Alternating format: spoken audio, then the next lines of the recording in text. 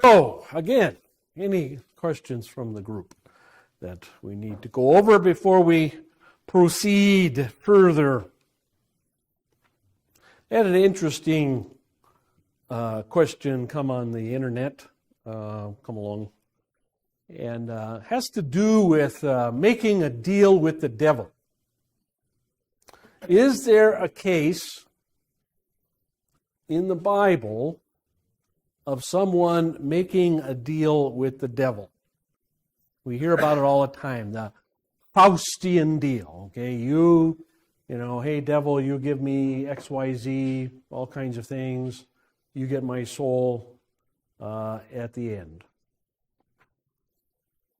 No. Okay, that's the question. Is there an example of that in the Bible? And Bruce says no. What about Revelation? The dragon. Okay. Well, yeah. That's not a person, so to speak. I'm thinking. I think that may qualify, I guess, in a way. The Antichrist is making a deal, if you will, with Satan. Yeah. All right. But the Antichrist is not a particular single individual. The Antichrist is a policy.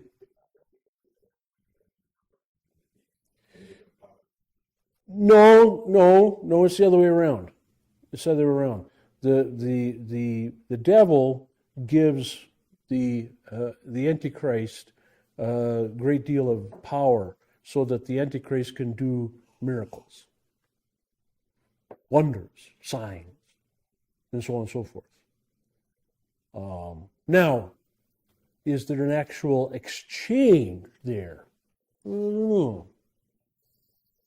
I'll have to look into that. I'm not sure if that's a quid pro quo, you scratch my back, I'll scratch yours kind of thing. But it could be. It could be. I'm thinking of an individual, I'm thinking of a person, just a single individual who calls on Satan and then makes a deal. Says, hey, you make me king, or you make me rich, or you make me powerful, or you make me this or that or something else, and you get my soul at the end. Yeah. Eve. Okay. All right. Does Eve make a deal with the devil, or does the devil make a deal with Eve?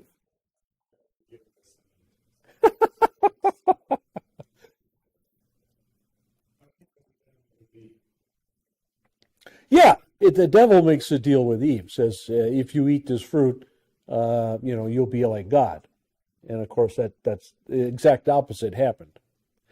As far as I know, answer the question. As far as I know, there is no example in Scripture where an individual human being calls upon Satan. Satan answers, comes to visit him or her. They make a bargain. You make me king, you make me powerful, you make me this or that, and I will give you my soul, or you will get my soul at the end. As far as I know, and I looked, I couldn't find one. I couldn't find a deal like that. That doesn't mean, I guess the next question would be, could it possibly happen? I suppose it could possibly happen. I don't know why anybody would even attempt such a thing.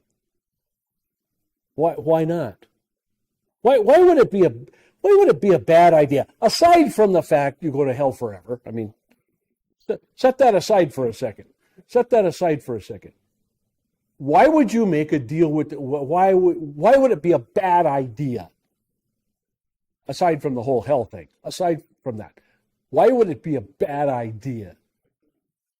Yeah, I think that's the first reason that came to my mind. Anybody who would be foolish enough to make a deal with the devil Obviously, I wouldn't even think of it because I don't make a deal with the enemies. okay, yeah, and you don't, do you? No, you don't make a deal with the enemies because, Deal. yeah, the enemy is not liable to keep their end of it, huh? Right? I mean, think of all the peace treaties we've seen there over history. You know, tons and tons of peace treaties.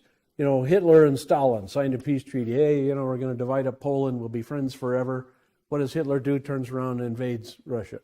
Okay, I mean that's just one. I mean, there's countless more like that. Or you know, the Japanese ambassador going to the White House the day before December 7th. You know, hey, we want to be friends.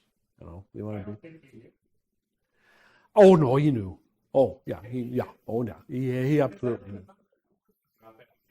A lot of people think that he truly did not know because the Japanese government didn't trust him. No, they intercepted communiques. Yeah. Oh yeah. Yeah. He knew. Yeah. All the people in the Japanese embassy knew, as did a lot of other people. Well, look at today. Yeah. Well, sure. Yeah. Right. So yeah, that's the first reason why I would say, you know, the person that asked me the question, you know, is it possible? And my first response was, well, yeah, I suppose, but what would be the point? You can't trust the devil to keep his end of the bargain. I don't know. It's been a long time since I read Faust. I forget how that ends. Well, yeah, I know it does, but I don't know. I don't know. I can't remember if Faust got everything he asked for or not. I don't think he did. But it doesn't matter. That's mythical anyway.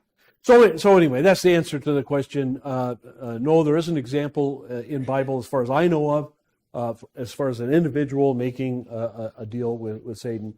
And secondly, it would be ridiculous because you can't expect the devil to uphold his side of the bargain. Okay, let's move back into Exodus and chapter 21.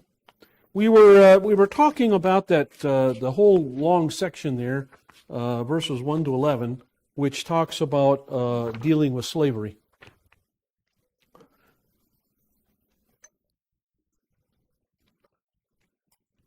And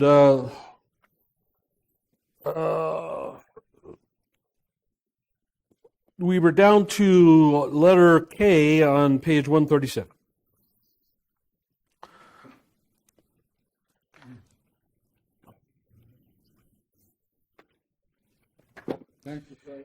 It would only be right that the slave's wife and children would be set free at the same time, but such was not the case. If he married during this period of service and had children born during that time, they would remain the property of the master. So what we're talking about is the verse in here where it says, up at verse 4, if his master gives him a wife and she bears him sons or daughter, the wife and her children shall belong to the master.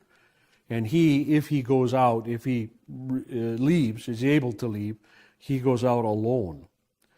But if the slave plainly says, I love my master, my wife, my children, I will not go out as a free man, then his master shall bring him to God, and he shall bring him to the door of the doorpost, and his master shall pierce his ear with an awl, and he shall serve him permanently. So this was a way in which the individual would become a permanent slave. He would not be able to be released. He would not be able to buy his freedom. Nobody else would be able to exchange it or redeem his freedom. And that is because he married and had children, and the wife and family then belonged to the master. It would remain his property. Next page. Page 138, top of the page. The stipulation seems to violate the sacredness of marriage. Remember, though, that the servant knew this would happen at the time he married the woman, who was very likely also a slave of the same master. So, in other words, you go in eyes wide open. And now, this does not mean that they necessarily have to, be apart forever or anything like that.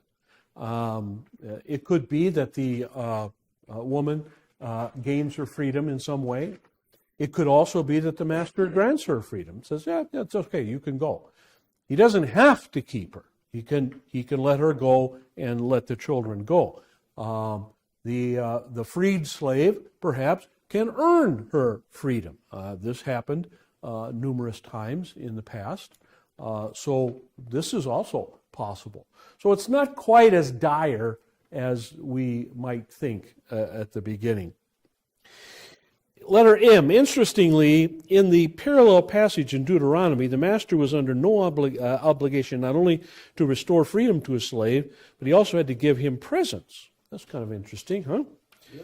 We read here, when you release him, do not send him away empty-handed. Supply him liberally from your flock, your threshing floor, and your winepress. Give to him as the Lord your God has blessed you. Remember that you were slaves in Egypt, and the Lord your God redeemed you. That is why I give you this command today. Very, very fascinating idea, and not an idea that was ever acted upon in most slave situations. If you were lucky enough to gain your freedom, or if your time of indentured servitude ran out, you were lucky if you were able to carry the clothes on your back. Okay, it wasn't as though the master would lavish you with a whole bunch of gifts. So that's another interesting point. The people who would support slavery and say, well, this is approved of by God. You can answer and say, well, okay, yeah, that's true. But when one gets freedom, one earns his freedom somewhere or buys his freedom, do you give them lots of presents? Do you give them lots of gifts on the way out?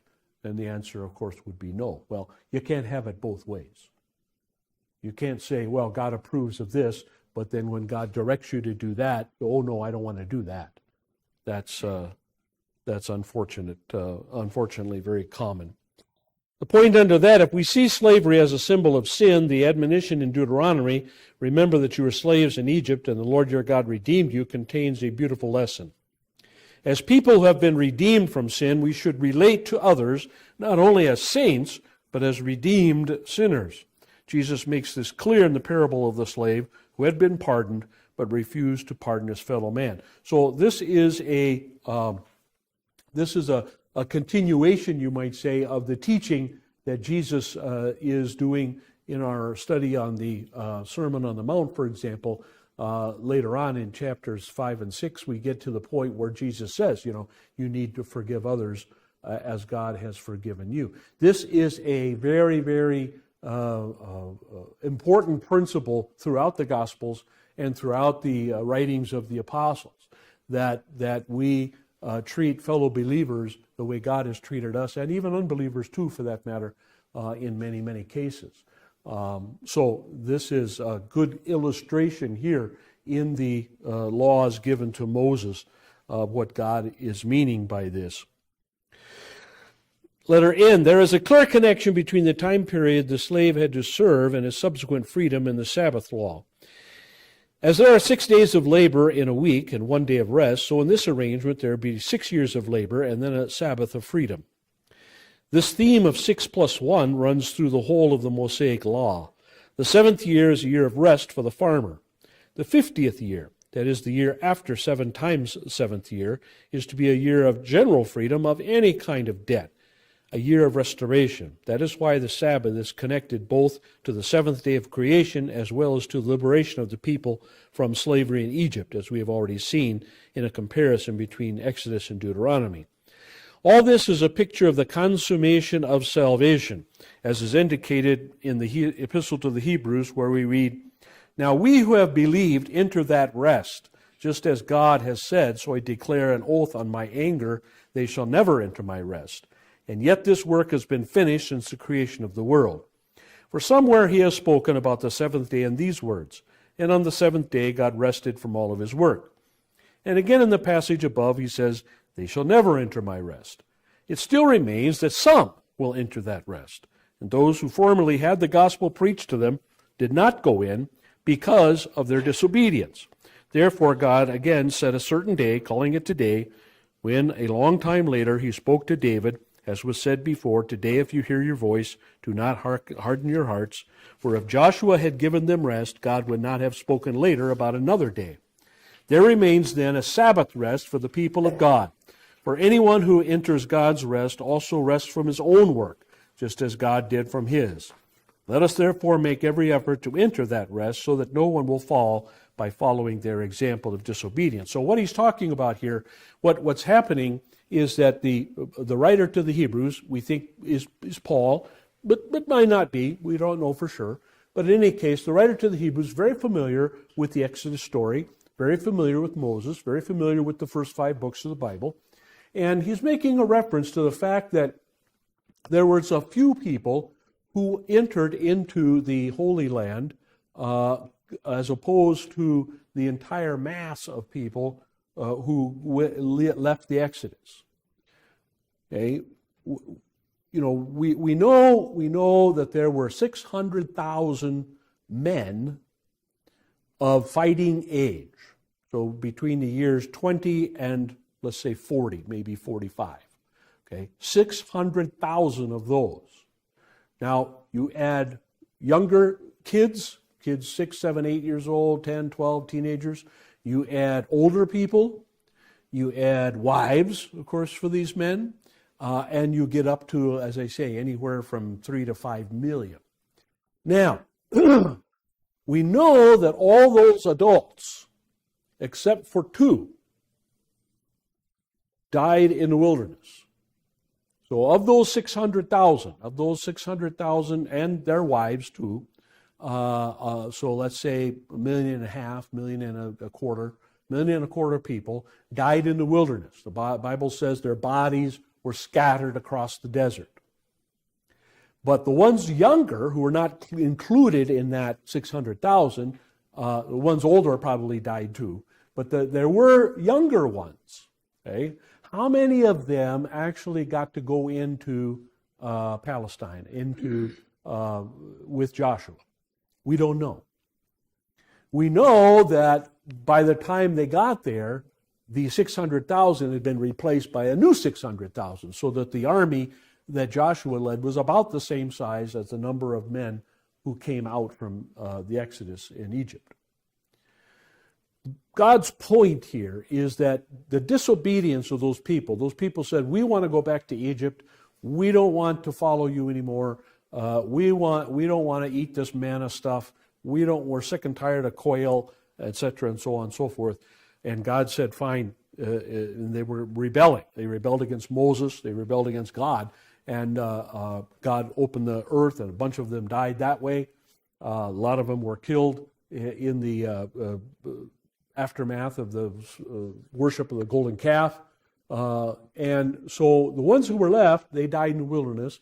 And yet, as the book of Hebrews said, some of those people who left Egypt, they would have been younger, they wouldn't have been included in the adult population. Some of those were able to enter the promised land. This then is a picture of the holy Christian church, okay, as opposed to the visible church. So the visible church has certain numbers, okay? There are how many ever billion Christians on the face of the earth, all right? But those are not all believers.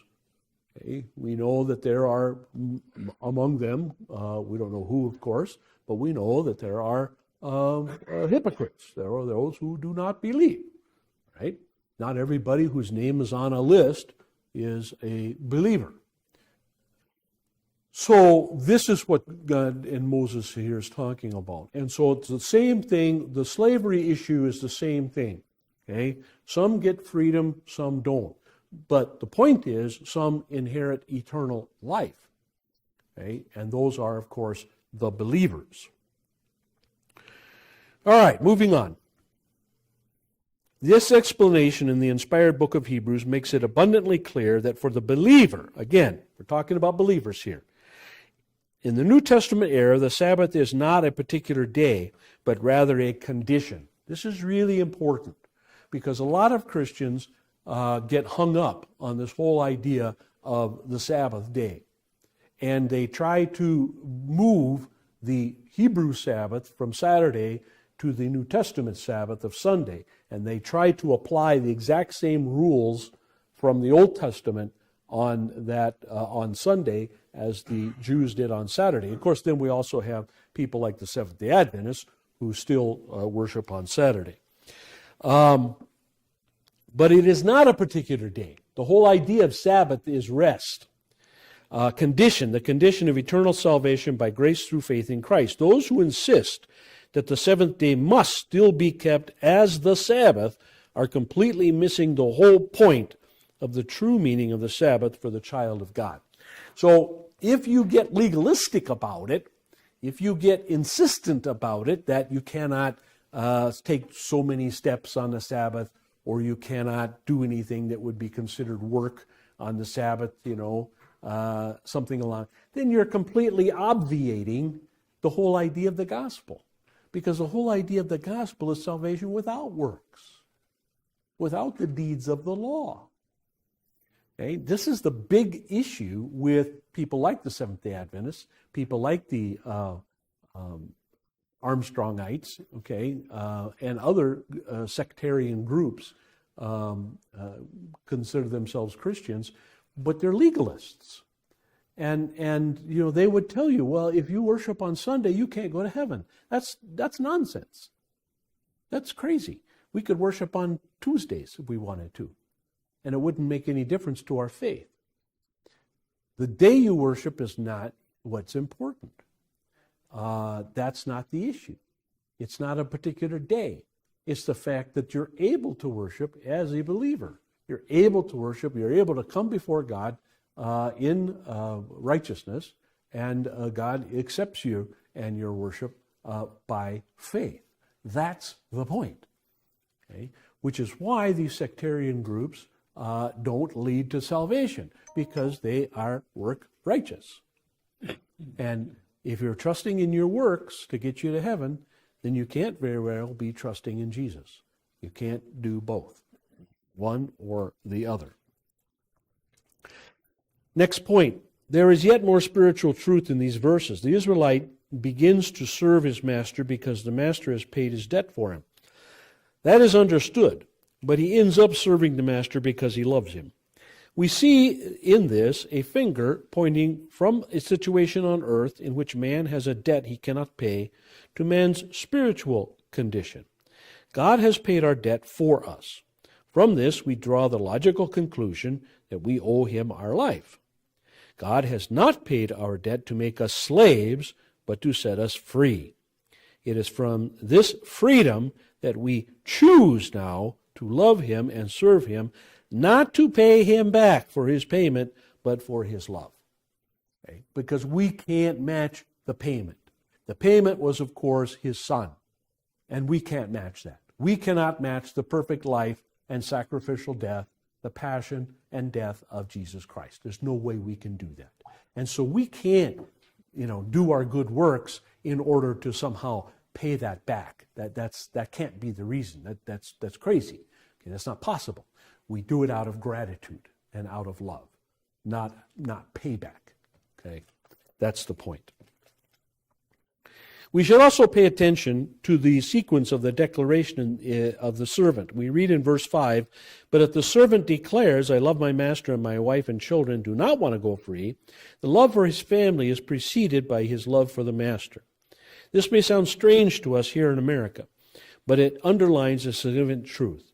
We can only love our family if we love God and his word first. So it's kind of interesting how Moses puts that. And at first, it kind of slides by us. We don't think of it first. It's like the slave, the master says, "Okay, you can go." And the slave's first response is, "I love you. I don't want to leave you." And the second reason is, "I don't want to leave my wife and kids." And when we read it, we just slide right past it, and we don't think about what that says. But but the servant declares, I love, look what he says, I love my master. And then my wife and my children. It's not, well, I still hate this guy. I can't stand this guy. But because of my wife and kids are here, I'll stay. No, he doesn't say that. He says, I love my master. Okay? We see symbols of this. We saw symbols of this in the War Between the States. Most people don't know this. Most people, as a matter of fact, get really kind of angry when you mention it. But it's a fact.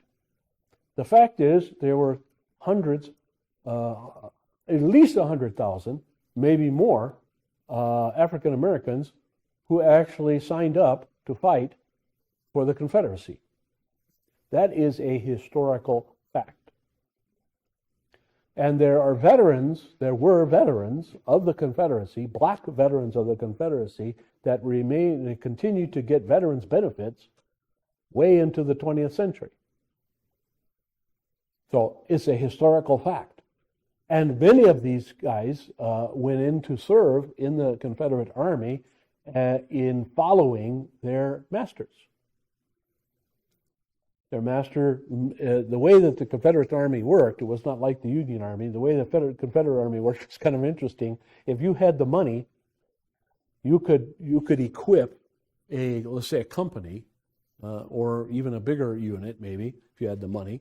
And you buy all the uniforms, you buy all the rifles, you buy the ammunition, you buy the packs, you buy the whole thing. Sometimes even provide the horses for some of them.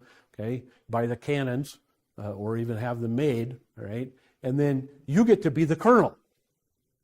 And it doesn't matter whether you had any military training or not. Okay, you paid for it; it's yours. It's your outfit. My great grandfather and my great uncle were in an outfit out of Tennessee called the Voorhees. And they were the 41st Infantry into the Tennessee Army of the Confederacy, and they were named Voorhees because the guy who equipped the various companies, that was his family name, Voorhees.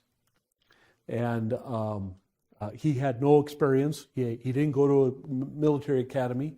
He was never in the service, but when he bought everybody else's uniform, he bought one for himself. And it was rather nice, as I remember seeing pictures of it. It was rather nice, very fancy uniform. He got to give orders, and that's the way it was. So in any case, there were a lot of slaves in his plantations who really loved the guy. And they signed up to serve with him. Of course, they weren't colonels or anything like that. They were privates or less even, but that was a fact. So we know that in history this does happen from time to time. Think of Potiphar. Potiphar, Joseph was Potiphar's slave. But very quickly, Potiphar learned that Joseph was honest, he had great integrity, he was a hard worker, and so what did he do? He put Joseph in charge of the entire estate.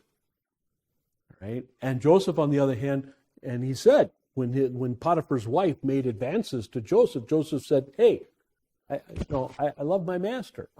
I'm devoted to my master. I can't do this. This would be wrong." Okay, so we know this happens, and of course, the narrative, of course, today we hear is all, bad, and it's understandable, but that wasn't always the case.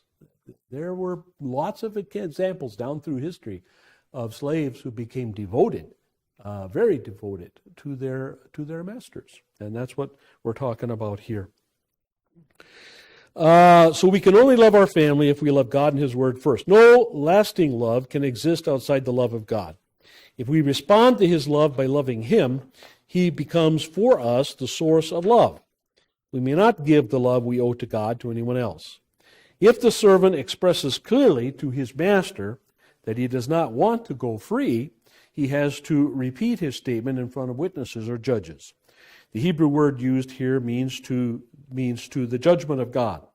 The obvious intent was to establish the fact that the slave willingly gave up his rights of freedom. The possibility would always exist that the master would force the slave to remain if no public statement was required. So this is why we had to do a public statement. They had to do a public statement.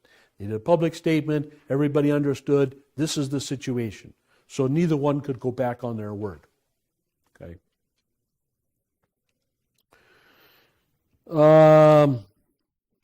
The ear-piercing ceremony. Let's talk about that a little bit. The ear-piercing ceremony that followed would normally take place at the house of the master. The man literally had his ear nailed to the house to indicate that he belonged there. He became a permanent fixture. Now, of course, he didn't stay nailed to the house, but that was the idea. Okay. Usually, if you're gonna make a hole, you have to have something behind it, right? Okay. It's kind of tough to do that if you're dealing with leather, for example, or something. Okay. You can do it this way, but it's a lot easier if you put it on a piece of wood or something like that and pound it in. So that's kind of like the what we're doing here with the ear. But the hole in the ear also symbolized obedience to the master. In a passage in which David prophesies the death of Jesus on the cross, he says, "Sacrifice and offering you did not desire, but my ears you have pierced." Now that's not the way most translations read, but that's what the actual Hebrew says. Okay?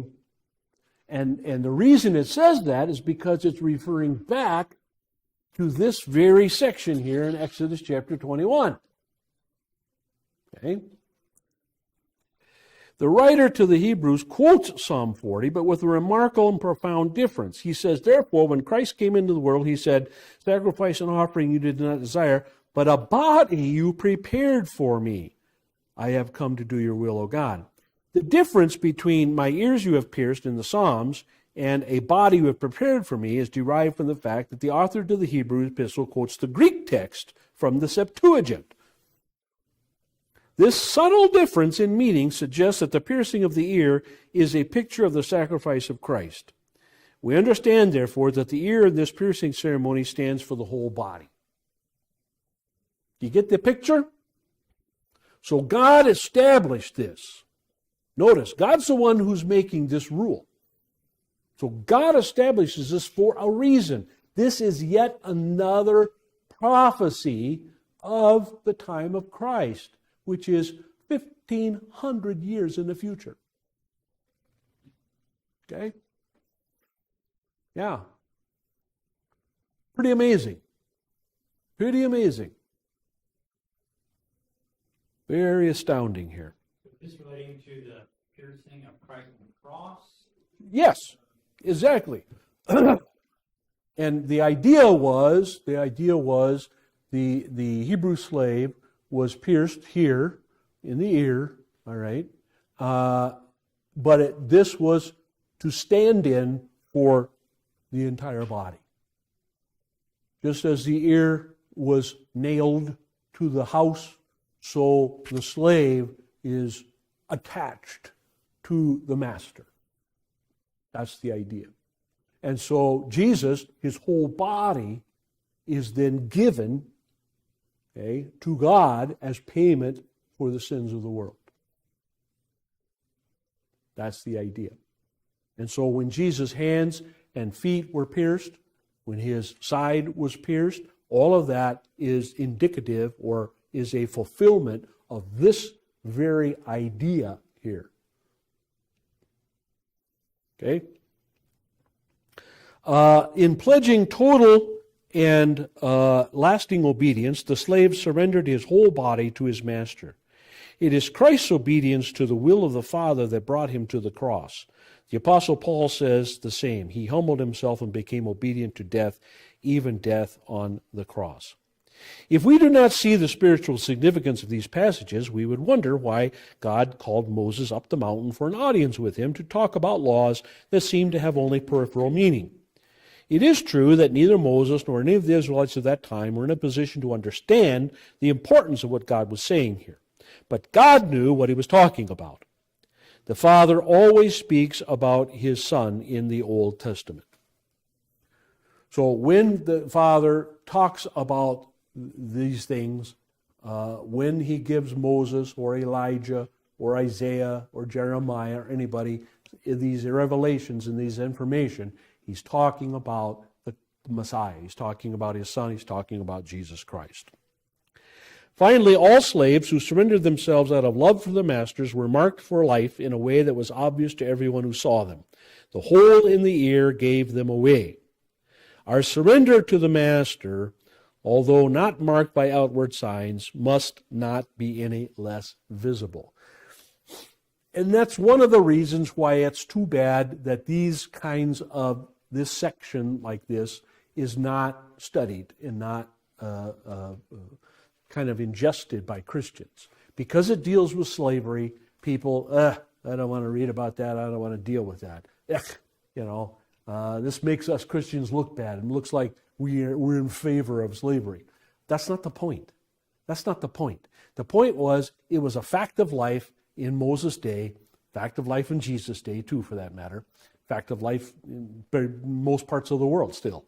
But anyway, the idea is that this is a fact, it's a reality, and God uses it to show the connection with Christ, to show the connection between Christ's sacrifice, Christ's redemption, and our redemption.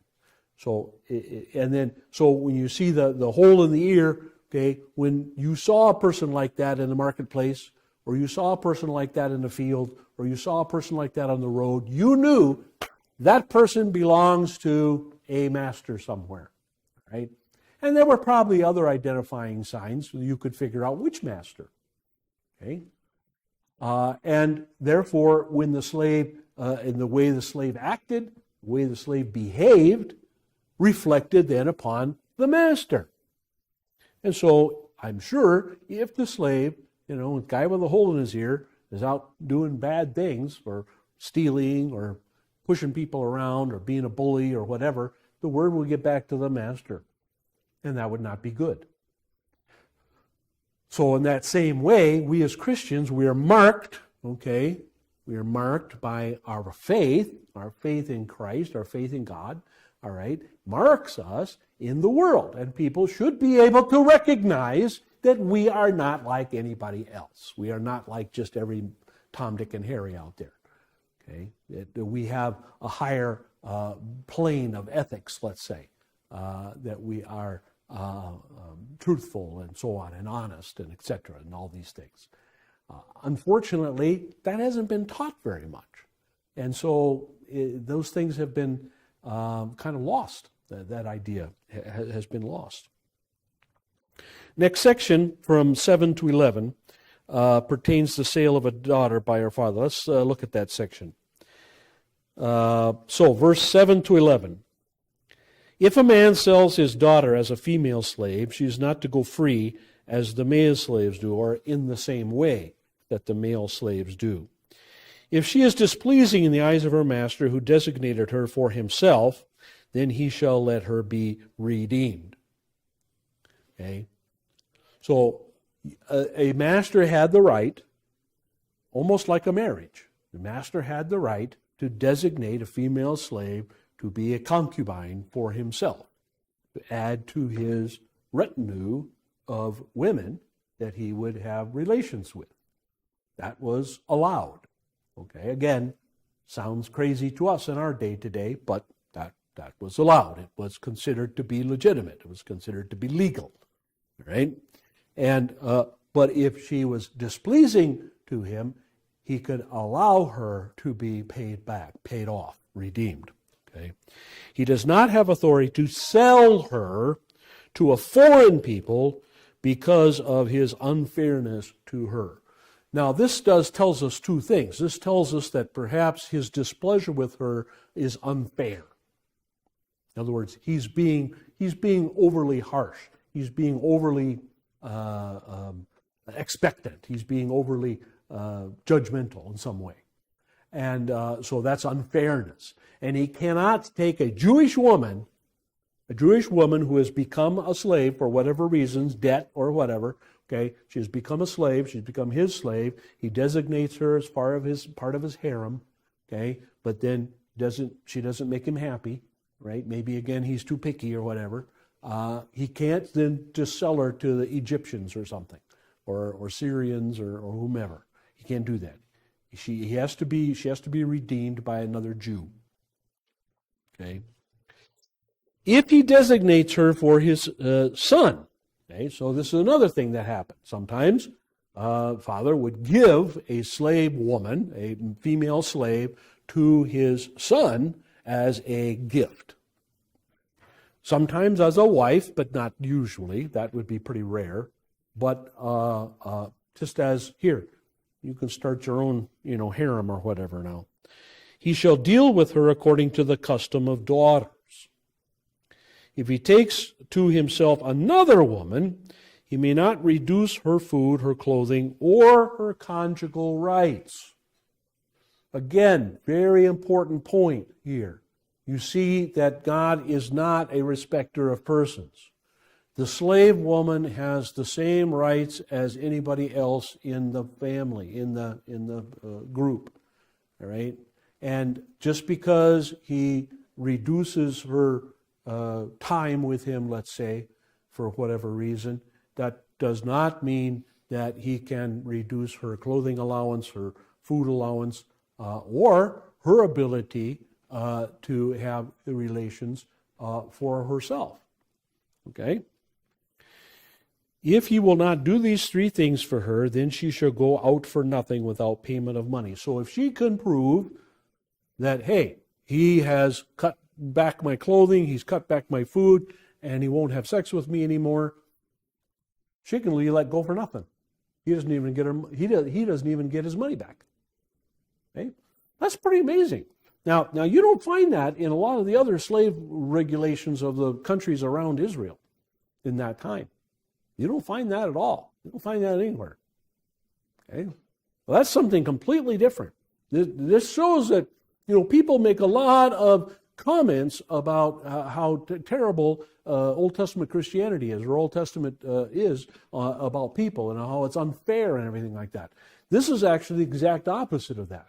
This is actually elevating women and elevating even a slave woman to a very high place, much higher than in the Greek or Roman societies, or Persian societies, or Babylonian societies, or Egyptian societies. Much more.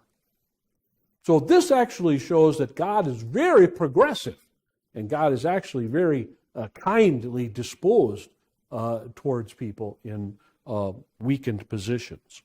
Okay. Okay, so the next section. Okay. Our main problem with these verses is that we culturally are so far removed from the world of those days that we have a hard time understanding the lesson here. For a father to sell his own daughter because of financial hardship is something that goes completely against the grain of our modern mindset.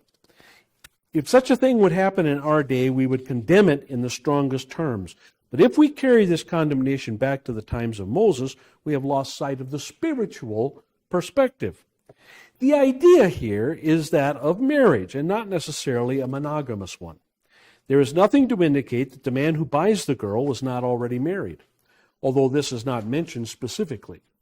The family of the girl is probably severely strapped financially. The father of the bride marries off his daughter to get himself out of debt. This is what connects these verses to the preceding one when we read, if a man sells his daughter as a servant, she is not to go free as man servants do. The intent is that the girl becomes the wife of the man who buys her, and that this marriage cannot be annulled. Thus, these verses do not deal with slavery only, as the preceding ones, but also with marriage. The positive point in this section is that the law protects the girl from the abuses of the man who wants to use her as he pleases. He cannot drop her like a rag then when he does not want her anymore. If he did desert her, the girl would regain her freedom automatically. And the girl's rights are defined as food, clothing, and marital or sexual rights. This is very, very, very different from the cultures of the day.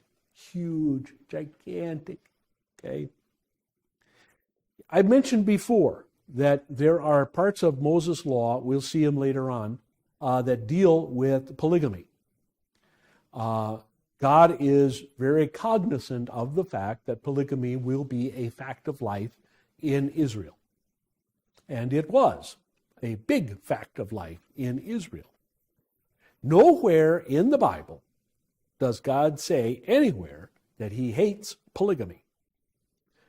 There's not really even a commandment against it, specifically, that details it. There are places where God says very clearly he hates divorce, and there are many commandments about divorce in God's will. So that's kind of an interesting point. Polygamy is not condemned, divorce is condemned. This, of course, is a bizarre situation for our culture today. We would not understand this. We would not see this because we have just the opposite. We have polygamy as illegal, at least in most places, and we have divorce as very legal. So that's the difference between Moses' day and our day today. Next point. Once more, we ask ourselves the question why God brings up this subject in his conversation with Moses. It seems that there would be more important topics of revelation than this one.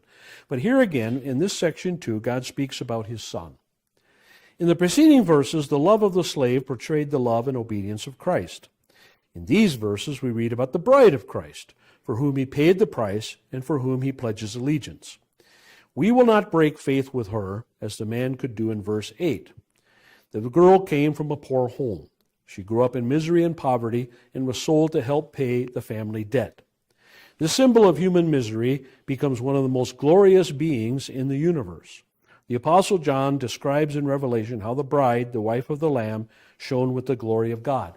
So who is this slave woman? Who is this new bride? If we follow the imagery of the Bible. The church, that's right. The church. This is the invisible church. This is the Holy Christian Church. This is the church of all believers. So the bride or the slave girl here is the church of all believers. And the master, of course, is Christ. So that's the picture that God is setting up here in these verses. They don't sound very spiritual to us, but they really are, because it's teaching a spiritual lesson. Next point. Why is it so difficult for us to grasp, why this is so difficult for us to grasp is that God uses here not the image of an honorable monogamous marriage, but that of polygamy to portray the status of the Holy Christian Church as the bride of Christ. The same principle seems to be underlying the message in the book of the Song of Solomon. Not only is this law an accommodation to human sinful tendency, that which Jesus describes as the hardness of your hearts, but it elevates the condition to the level of divine glory. And yet we must say, of course, still, that polygamy was not part of God's original plan for man. So, two things are true.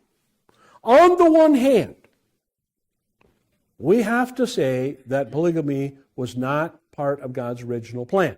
God brings Eve to Adam, for the first marriage. This was the idea. This was God's will. Remember, this happened before the fall into sin. So the perfect relationship that is outlined in the Bible is one man, one woman for life. Period. But only for earthly life. Okay? That's the idea that's outlined in creation and after that. However, as we find with many other topics, with many other situations, God gives allowance, if you will, for man's stubbornness, hardness of heart sometimes, difficulty in dealing with his predilections, his desires. And so polygamy was therefore allowed. And as we'll see later on, as we get into the more of the laws of Moses, we'll see that it was actually codified in law. We'll see that in the biblical law, if a man had 2 or 3 wives, he had to treat them all. God says he has to treat them all equally. He cannot favor one over another. Right? So, this is the answer to the question, what if, people always wonder, well, we've got gay marriage now, we've got trans marriage, whatever. What if the Supreme Court comes out tomorrow or the next day and says polygamy is okay? What are we going to do about that? Well, there's not a whole lot we can do about it. If that's the law of the land, that's the law of the land. We can still encourage Christians, of course, to follow the creation view. We can still do that, and we should do that, and we should uphold that. Okay. At the same time, there's not a whole lot we can do if, say, somebody who's an unbeliever and has 2 wives shows up and says, hey, we all want to be Christians now. Okay. I think I mentioned to you what the missionaries do when they come across this in other parts of the world, that where polygamy is acceptable. Again, they take the biblical view. They say, well, okay, we'll accept you as members and all that, but again, you have to treat your wives equally. This is not appreciated very often in those societies. Because very often what happens is the oldest wife or the first wife, she kind of becomes the head, of the whole group, but she's not treated equally in every respect, obviously. And when the missionaries say, well, you got to treat them all equal, that doesn't go over real well usually. Next point. We could say that in his conversation with Moses, God approaches the present sinful condition in which he finds his children and issues commandments that limit the damage. There's the idea, too. To limit the damage until the time that the foundation of salvation is complete, that is, the moment that Jesus dies on the cross. Rather than seeing in these laws a condoning of sinful conditions, we should take them to be efforts to heal and restore. In this case, the law does not sanction what the father who sells does or what the man who buys does, but, so it doesn't prohibit that, but it does protect the girl who is the victim. That's the idea. Okay? And really, God's law very often, that's the purpose of God's law, to limit damage, to limit problems, to limit the things that can go wrong, to limit the hurt or harm to God's children. Because God realizes that he cannot prevent a lot of these things from happening. These things are going to happen regardless. And so God knows this, and then God provides ways in which these things are not as bad as they would be otherwise. Okay? Questions about that section? I know it's a tough section. Section on slavery and selling your kids to pay off your debts. It's hard for our ears to hear. We don't hear this very often. This is not a section of the Bible that's studied hardly ever. Yes, sir. Well, I was just watching something on YouTube today about reparations for slavery. Uh-huh. And I always thought, because the guy asked this one lady, what do you think is appropriate reparations? She goes, land and cash. Land and cash. Well, that's what this is saying. Take care of your slaves. Mm-hmm. When you release them, Mm-hmm. give them presents, give them land, Mm-hmm. give them Right. money. Right. So we sit here nowadays and we go, reparations, what for? Well, these slaves seem to be more willing, where the slaves that we had in the South tend to be more unwilling. Mm. Well, there's two historical problems with reparations in our day. One, all of those people who were slaves in up to 1864, 65 are dead. and you can't give them reparations. That's the first problem. In this particular case, these people are alive. You know, you let the slave go, you pay that slave right then and there. There were plenty of examples in the history in the South of a slave earning his freedom in some way, or be given his freedom, and was given a donkey and some money or a plow or something and let go. Okay, you know, have yourself a good time. So that happened. That was very common, as a matter of fact. What happened to those people? I don't know. I guess you'd have to do an ancestry study to find out, you know, whether that worked for them or not. A lot of the slaves who were freed after the war went north. A lot of them went north. And what they found when they went north is that the people in the north were as prejudiced, if not more so prejudiced, than the people in the South. This was especially true in what we call today the Rust Belt. It was especially true in places like Pittsburgh, Chicago, Detroit, Cincinnati, Cleveland, those kind of places. Very, very prejudiced. And it's understandable why. Here, a bunch of people show up. Most of them can't read, can't write. They're pretty helpless. They show up, but they're willing to work. And they're willing to work very hard for very little. As opposed to the Italian, Spanish, Portuguese, German, Irish, French, Belgian, English immigrants, many of whom have learned the language, and many of whom are trying to build what later become labor unions, trying to get a good life. And the African Americans come in and are willing to work for almost nothing.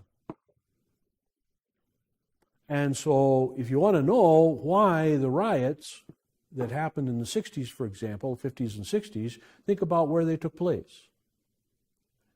They didn't take place in southern cities. Almost never.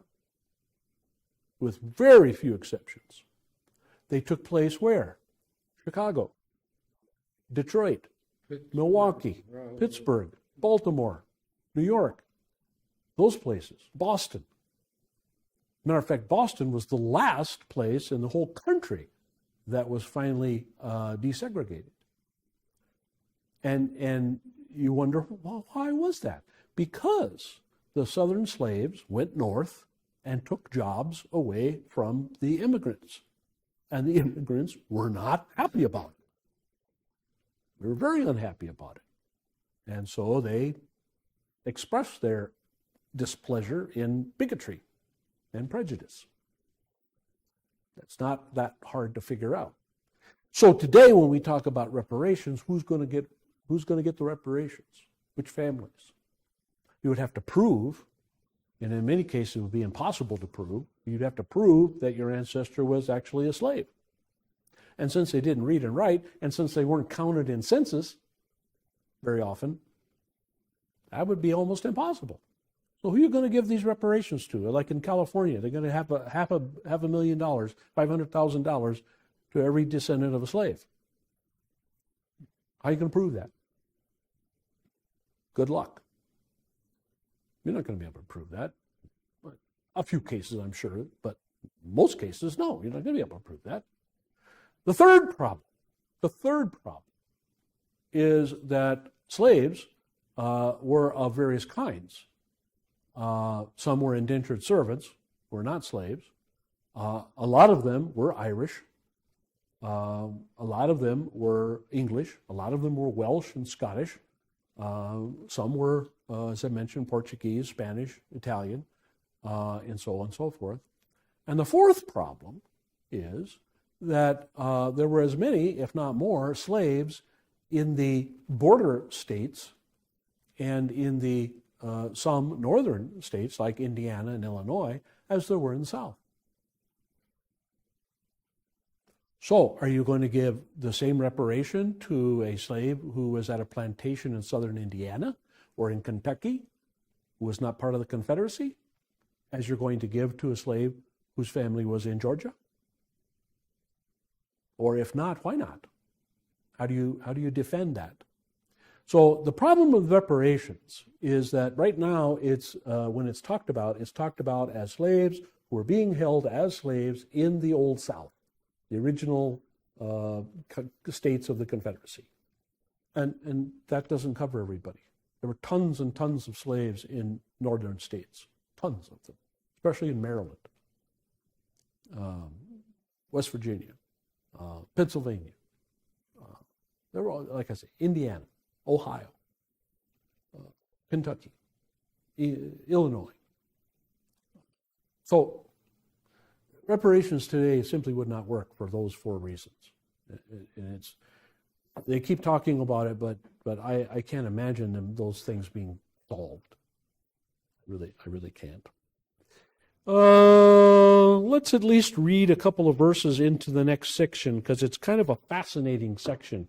The section about manslaughter and murder, dealing the different thing. Again, it's not something that's usually studied, unfortunately, in a Bible class, not something that's usually even talked about, but God has some very, very specific ideas when it comes to these various topics of crime and punishment. So let's look at the first few verses. He who strikes a man so that he dies shall surely be put to death. But if he did not lie in wait for him, but God let him fall into his hand, then I will appoint you a place to which he may flee. If, however, a man acts presumptuously towards his neighbor so as to kill him craftily, you are to take him even from my altar, that he may die. Let's stop right there. 15. So notice the difference. If you strike the man in anger, okay, if you strike a man in anger and he dies, then you shall die. On the other hand, if it's not premeditated, in other words, if you're not hiding and wait for him, just spring on him. In other words, you're having a discussion and you make me sick, bam, and you hit him and he falls over dead, okay? There's a difference. And God says, if that's the case, you just lost your temper and you killed a guy by accident, let's say, okay? Then I'm going to provide cities of refuge. He doesn't talk about them just yet. He will talk about them in a little bit here. But I'm going to provide a place where you can go and get away. You can go, and once you get to that place, okay, then that's sanctuary. Okay, sanctuary. Like the Hunchback, right? In Notre Dame. Sanctuary, sanctuary. Okay, couldn't go into Notre Dame and go chasing after the girl, the gypsy girl. Okay, because sanctuary, okay? This is the idea, that if you were able to get away and you're able to run off to one of these cities of refuge, once you got there, you were safe. You could stay there, okay? Until a family that was after you or somebody was after you. Now, one of the things you have to understand, of course, there's no police force in Israel. There's no police force. Okay, there's no constabulary or anything like that. The main unit of government is the family. That's the main unit of government. And so you do have this situation where a member of the family is killed, then there is a kinsman in that family who is often designated as the one to go after anybody who harms the family. Okay? That was the way it was done. You didn't call 911. You didn't go down to the precinct and turn the guy in. Okay? You didn't call up the FBI. You didn't call up the police force. You took care of it yourself. You might call Hillbilly Justice or whatever. Okay? Family Feud. Okay? You take care of it. Somebody kills your brother or your cousin, your nephew, you take your family and you take care of it. Right? There was no governmental overlapping organization to do this. Matter of fact, there never was throughout Israel's time. Closest thing that you might have to it would be the temple guards. But the temple guards only meted out justice within the temple grounds, or maybe sometimes right outside the temple grounds. As when they went to arrest Jesus with the Roman soldiers at the Garden of Gethsemane. It's fairly close to the temple. Okay. Let's just read a couple of these and then we'll quit. I have a quick question. yeah. That came to mind here. What about self-defense? Person attacks you, you're going to be madder than heck. You're hit him, and if you kill him, what? We'll come to that. It'll be included here, I promise. Okay. We read in verse 12, anyone who strikes a man and kills him shall surely be put to death. It should be more and more obvious as the giving of these commandments progresses that God does not condone sin. This law reaches back to the days of Noah, when God told Noah, from each man too I will demand an accounting for the life of each of his fellow men. Whoever sheds the blood of man, by man, his blood shall be shed. For in the image of God has God made man. The emphasis in these verses is on the place of refuge in verse 13. The first instance of this murder is in Genesis, where Cain kills Abel. We read, now Cain said to his brother Abel, let's go out into the field. And while they were in the field, Cain attacked his brother Abel and killed him. In that case, God did not take Cain's blood in exchange for Abel's, as is demanded in verse 21. Did you ever notice that? Ever occur to you? Why? Cain kills Abel. God comes up to Cain and says, hey, where's your brother? God knows where his brother is. His brother's in a shallow grave out in the field somewhere. And you got to ask yourself, hey, why doesn't God do this right here? And kill Cain immediately. Okay? He makes an exception of Cain. In that case, God did not take Cain's blood. But according to Jesus' warning to the people of his time, the whole human race will be held accountable for this first murder, and probably for all murders committed on earth. He says, and so upon you will come all the righteous blood that has been shed on earth, from the blood of the righteous Abel to the blood of Zechariah, son of Berechiah, whom you murdered between the temple and the altar. Now, there's no way the people Jesus was talking to murdered Zedekiah, son of Berechiah. No way, because that happened before they were born. But Jesus holds them responsible. This is maybe kind of like original sin. See, original sin is not something simply passed down from generation to generation. Original sin is also imputed from Adam to every single human being. Yeah. It has to be that way. Why? Because the righteousness of Christ is imputed to every single individual human being. Can't have one without the other. If you're going to apply Christ's righteousness to every single human being, then you have to apply original sin to every single human being. And Jesus goes one step further, and he applies Cain's murder of Abel to every single human being. And every murder, for that matter, to every single human being. Wow. Wow. When's the last time you heard that? I bet you dollars to donuts you never heard that in your life. But that's what the Bible teaches. Pretty amazing, huh?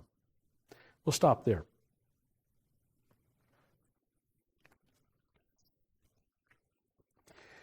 We'll go through that letter B a little bit more here. We'll start right here. And we'll pick it up at verse 15. Questions, comments, anything?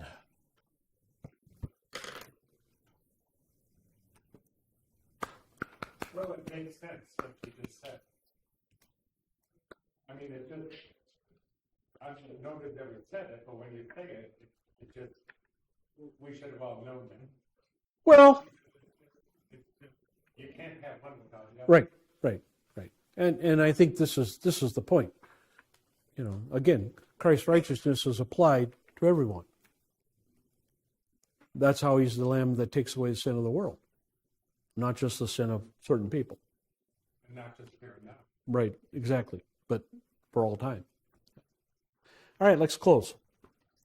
May the grace of our Lord and Savior, Jesus Christ, the love of God the Father, and the fellowship of the Holy Spirit be and abide